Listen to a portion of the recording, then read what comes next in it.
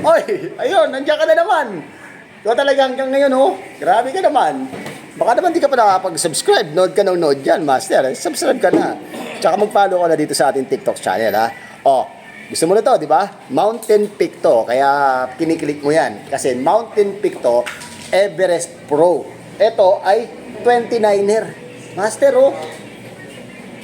Sobrang gaang. Oh, kasi pala, kaya pala ganun. Kasi ang nakalagay dito ay super light. Okay? Ang size nito ay large. Sakto-sakto to sa mga 5'8 pataas. 5'9, 5'10, ganyan. Okay na okay to. Okay? Kulay nito mga master para siyang nag-anodize na rainbow. Papakita ko sa inyo. Nakikita nyo ba? Kasi ako hindi ko nakikita ang dilim eh. Di ba? ICR siya. Tapos, direct mount pagdating sa FD natin mga kuya. Okay? Tapos, ito ay true axle mga master ha. Everest Pro. Kung gusto mo nito, mag-PM ka sa Roosevelt Bicycle Center. Okay? Mag-PM ka doon, may Viber doon, at huwag ka sa akin mag-PM. Okay? Ito ang decals ni Mountain Peak. Napakaganda mga master. Okay?